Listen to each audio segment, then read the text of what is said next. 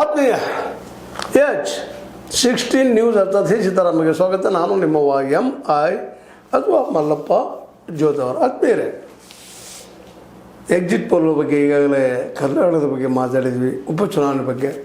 ಈಗ ಮಾತಾಡ್ತಾ ಇರೋದು 5 ರಾಜ್ಯಗಳ ಝಲಕ್. ಹೇಗಪ್ಪ ಅಂತಂದರೆ 5 ರಾಜ್ಯಗಳಲ್ಲಿ ಅತ್ಯಂತ ಪ್ರಮುಖ ಅಂದರೆ ವೆಸ್ಟ್ ಬೆಂಗಾಲ್ ಮತ್ತು ಕೇರಳ. ಮೊದಲು ಇವೆರಡು ಕಮ್ಯುನಿಸ್ಟರ ಭದ್ರ ಕೋಟೆಗಳು. ಆದರೆ ಇವತ್ತು ಕೇರಳ ಸಹಿತ ಅಲ್ಲಾಡ್ತಾ ಇದೆ. ಇನ್ನು ವೆಸ್ಟ್ ಬೆಂಗಾಲ್ ಅಂತೂ ಹೇಳುವ ಅವಶ್ಯಕತೆ ಇಲ್ಲ, ಲಾಸ್ಟಿಗೆ ಮಾತಾಡೋಣ ಅವುಗಳ ಬಗ್ಗೆ. ಈಗ ಮೊದಲಿಗೆ ಮಾತಾಡಬೇಕಾಗಿದ್ದು ವಿಶೇಷವಾಗಿ ಪುದುಚೇರಿ ಸ್ಥಾನದು. ಅಲ್ಲೇ ಒಟ್ಟು 16 ಯಾರು ಗೆಲ್ತಾರೋ ಅವ್ರದ್ದೇ ಅದು ಗೌರ್ಮೆಂಟ. ಈ ಎಕ್ಸಿಟ್ ಪೋಲ್ ಪ್ರಕಾರ ಇವತ್ತು ಆಕ್ಸಿಸ್ ಮೈ ಇಂಡಿಯಾ ಪ್ರಕಾರ BJP ಪ್ಲಸ್ ಅಂದರೆ NDAಗೆ 16ರಿಂದ 20 ಸೀಟ್ ಬರ್ತಾವೆ ಅನ್ನುವಂಥದ್ದು. ಮುಂದೆ ಕಾಂಗ್ರೆಸ್ಗೆ 6ರಿಂದ 8 ಬರ್ತಾವೆ, ಇತರ 3 ಅಥವಾ 7 ಅನ್ನುವಂಥದ್ದು.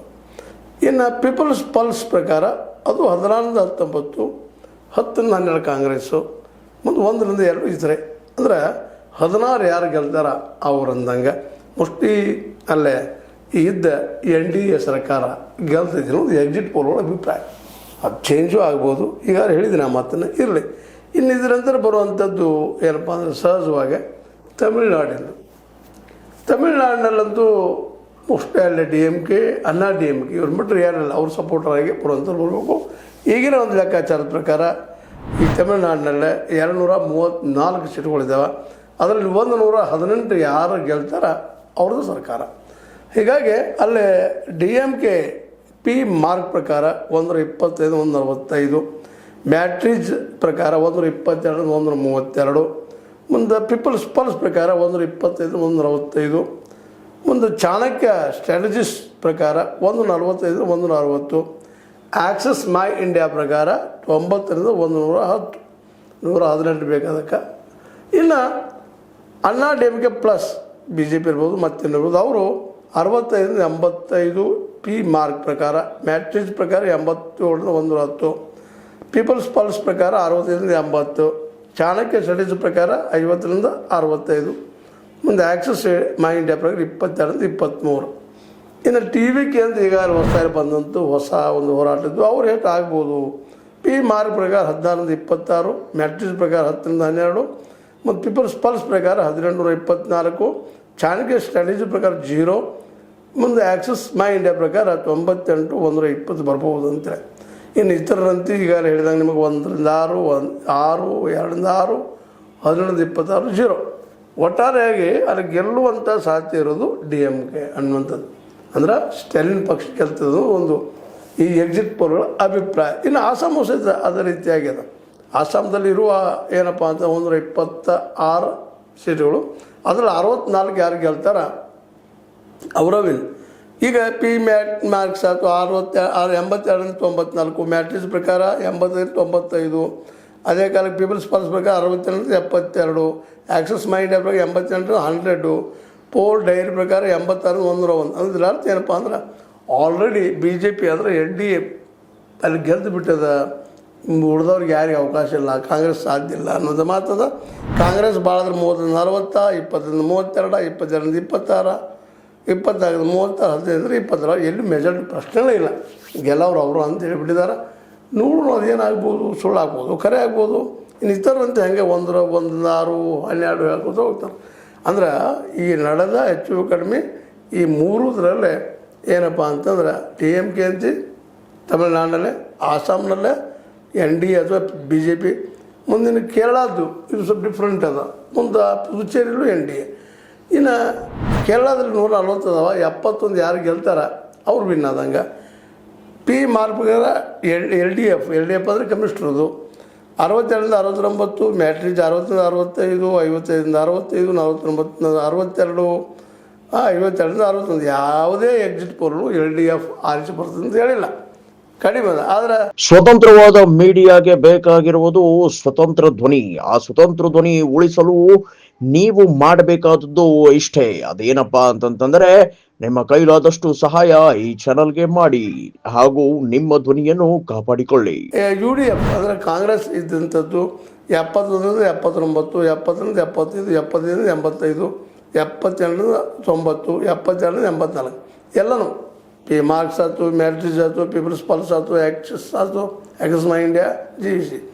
ಇನ್ನು BJP ಪ್ಲಸ್ ಮ್ಯಾಕ್ಸಿಮಮ್ 3 ರಿಂದ 5 ಬರ್ಬೋದು, 3 ರಿಂದ 7 ಬರ್ಬೋದು, ಒಂದಿನ ಅಂದಾಜು ಹೇಳ್ತಾರೆ. ಇರಲಿ, ಕೇರಳದಲ್ಲಿ ಮಾತ್ರ ಕಾಂಗ್ರೆಸ್ ಬರ್ಲಿಕ್ಕತ್ತದ ಅಂತೇಳಿ ಕಾಂಗ್ರೆಸ್ UDF ಬರ್ಲಿಕ್ಕತ್ತದ ಅಂತೇಳಿ ಎಕ್ಸಿಟ್ ಪೋಲ್ಗಳು ಕರ್ಕೊಳ್ತಿದ್ದಾರೆ. ಈಗ ಈ 4ರಲ್ಲಿ ಒಂದಾದ್ರೆ ಪಶ್ಚಿಮ ಬಂಗಾಳದ ಮಾತ್ರ ಭಾಳ ವಂಡರ್ಫುಲ್ ಅದ. ಯಾಕಂದ್ರೆ ಈಗಾಗಲೇ ಪಶ್ಚಿಮ ಬಂಗಾಳದ ಕುರಿತಾಗ ಅನೇಕ ವರದಿಗಳು ಬರ್ತಾ ಇದ್ದಾವೆ.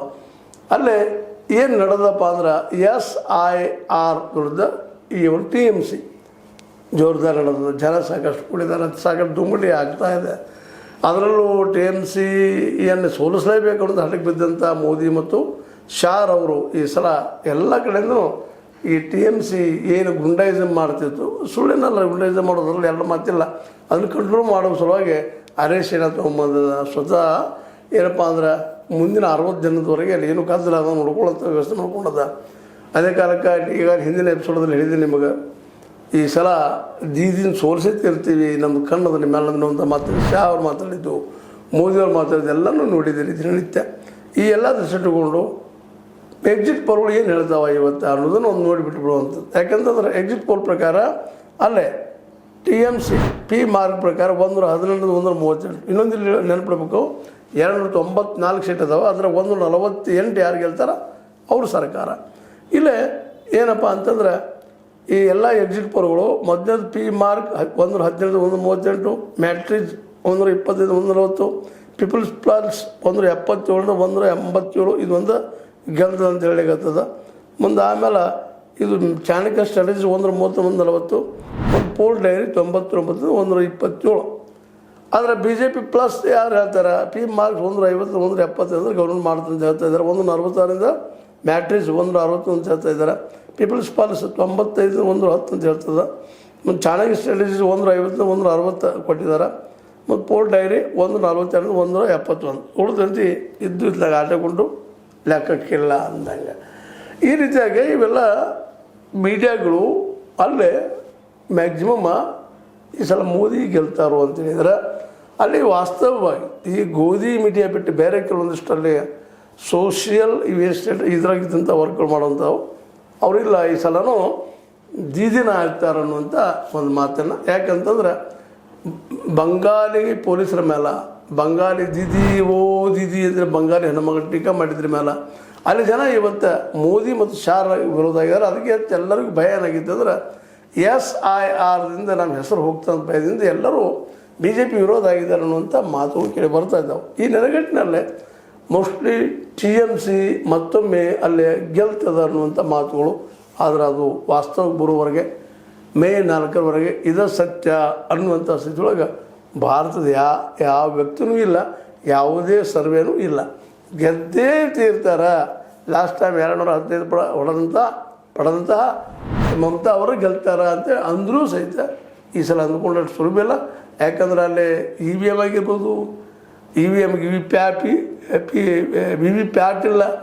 ಅದೇ ಕಾಲಕ್ಕೆ SIR ಅಂತ ತಮ್ಮ ಮನೆ ಬೇಕಾಬಿಟ್ಟು 90 ಲಕ್ಷ ಜನರು ಮತದಾರ ಖರ್ಚು ಮಾಡಿದ.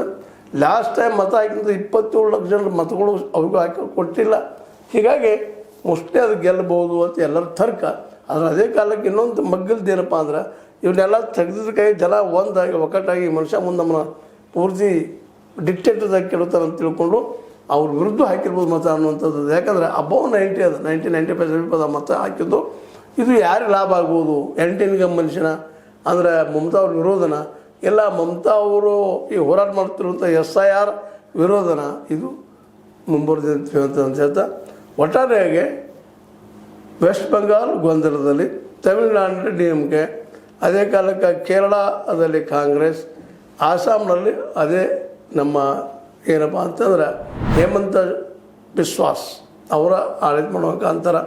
ಮುಂದೆ ಇನ್ನು ಕೇರಳದ ಕಾಂಗ್ರೆಸ್ ಅಂತ ಹೇಳಿದ್ರೆ ಪುದುಚೇರಿಯಲ್ಲೂ NDA ಆಗುವ ಸಾಧ್ಯತೆ. ಇವು ಎಕ್ಸಿಟ್ ಪೋಲ್ ಸತ್ಯ ಅಂತಲ್ಲ, ಆದರೆ ಸತ್ಯದ ಸಮೀಪ ಅನ್ನೋದನ್ನು ನಾವು ಮರ್ಯಾದೆ ಇದು ನೋಡಬೇಕಾಗಿದೆ. ಜೊತೆಗೆ ಇದೊಂದು ನಮ್ಮಲ್ಲಿ ಟೈಮ್ ಪಾಸ್ ಅಂತ ತಿಳ್ಕೊಬೇಕಾಗಿದೆ. ಯಾಕಂದರೆ ಭಾಳ ಸಲ ಹೇಳ್ತಾ ಇದ್ದೀನಿ ಮಾತನ್ನು, ನಮ್ಮಲ್ಲೇ ನಾವು ಯಾರಿಗೆ ಮತ ಹಾಕಿದ್ವು ಅನ್ನೋ ಹೇಳುವಂಥ ಇನ್ನೂ ಪ್ರಜಾಪ್ರಭುತ್ವೀಯ ಒಂದು ಧೈರ್ಯ ನಮ್ಮಲ್ಲಿ ಇಲ್ಲ ಅನ್ನೋದನ್ನು ಈ ಸಂದರ್ಭದಲ್ಲಿ ನಾನು ಮಾಡಿಕೊಂಡು ಈ ಎಕ್ಸಿಟ್ ಪೋಲ್ ನೋಡಬೇಕಾಗಿದೆ ಅಂತ ಹೇಳ್ತಾ ಇದು ನಿಮ್ಗೆ ಲೈಕ್ ಆಗಿರ್ಬೋದು, ಲೈಕ್ ಮಾಡಿ ಶೇರ್ ಮಾಡಿ ಕಮೆಂಟ್ ಮಾಡಿ ಜೊತೆಗೆ ಸಬ್ಸ್ಕ್ರೈಬ್ ತಿಳಿಸ್ಬಾರ್ರಿ. H16 ನ್ಯೂಸ್ ಅರ್ಥಾತ್ ಸೀತಾರಾಮ್ ಸತ್ಯದ ಕೈಗಳಲ್ಲಿ ವಂದನೆಗಳು. ಆತ್ಮೀಯ ಸಾರ್ವಜನಿಕರಲ್ಲಿ H16 ಅರ್ಥಾತ್ ಸೀತಾರಾಮದಿಂದ ಒಂದು ಮನವಿ.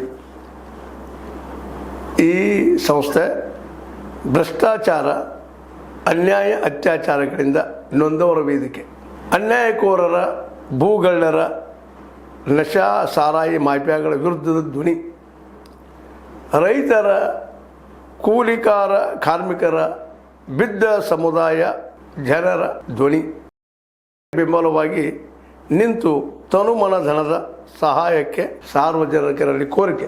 ದಾನದ ಸಹಾಯ ನೀಡಿ ಸ್ವಾತಂತ್ರ್ಯ ಪತ್ರಿಕೋದ್ಯಮ ಉಳಿಸಿ ಬೆಳೆಸಿ. ವಂದನೆಗಳು. ತಮ್ಮನ್ನೇ ನಂಬಿರುವ ಮಲ್ಲಪ್ಪ ಇ ಜೋತಾವರ್.